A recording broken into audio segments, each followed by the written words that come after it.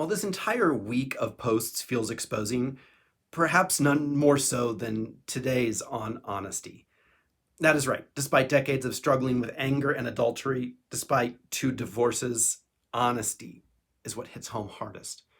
Perhaps because I know that all the rest flows from my inability to be honest. So, to avoid any allure of hypocrisy, I'm going to talk about me. I'm going to talk about my honestly to honesty journey. But before I do that, I will start with the words of Jesus. Again, you have heard it was said to those of ancient times, "You shall not swear falsely, but carry out the vows you have made to the Lord." But I say to you, do not swear at all, either by heaven, for it is the throne of God, or by earth, for it is the footstool, or by Jerusalem, for it is the city of the great king. And do not swear by your head, for you cannot make one hair white or black. Let your word be yes, yes, or no, no. Anything more than this comes from the evil one. Honestly, these days I try hard to eliminate certain words and phrases from my speech. Truth be told, honestly is one of the words. Truth be told is one of the phrases. Why? Because I figure that if I have to emphasize how honest I am being, it only suggests that there are times I am not honest. And for most of my life, I've been a liar. It started out with small things, like this time playing flag football as a kid.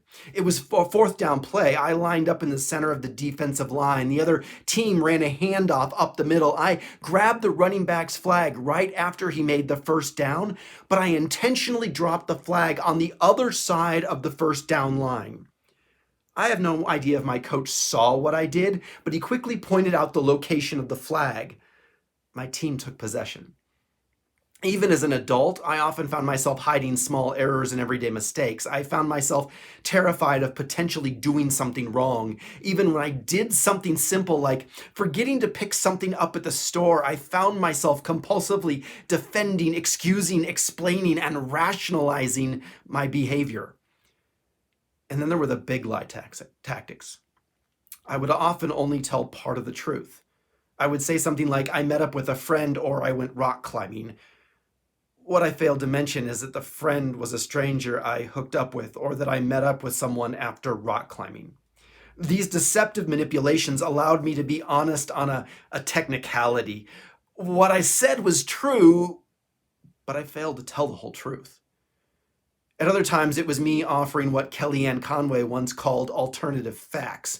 I insisted that what I said was true, despite the obvious falsehood. This would be a line like, I have no clue who sent me that text. It was classic gaslighting, aimed to make the other person doubt reality as they experienced it. To quote George Orwell's 1984, the party told you to reject the evidence of your eyes and ears.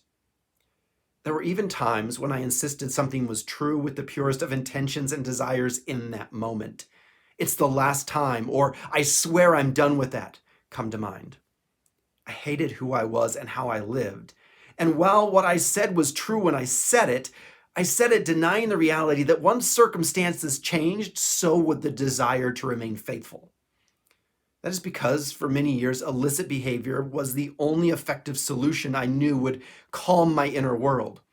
Why it worked when other tactics like meditation and drugs like lithium failed, I do not totally understand. I'm sure it flows out of twisted connections in my neurology where childhood sexual abuse intermeshed with a sense of acceptance and love. So when I felt rejected or not enough, I found myself desperately seeking the one thing I knew would make me feel better. Given a choice between internally raging and a stabilizing dose of infidelity, I would take infidelity every time. So what changed?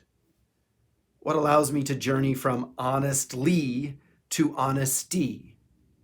Defying the voice of my abuser who told me not to tell anyone certainly helped. Too bad that I waited until I was 44 to do what I needed to do it for. So did rejecting the shame-nurturing faith I once embraced. Reprocessing memories through EMDR proved helpful, as did speaking my truth and having people embrace me on the other side. Embracing the second of the four agreements on not taking someone's rejection personally is a regular practice. So is pressing myself to be honest about what is going on in my inner world. And that is really what it all comes back to. Learning to be honest. Yes is yes, no is no. It seems so simple, but to do it with others, you first have to do it with yourself. And that can be really hard. It's actually why, in our Abundance Reconstructed community, one of our values is authenticity.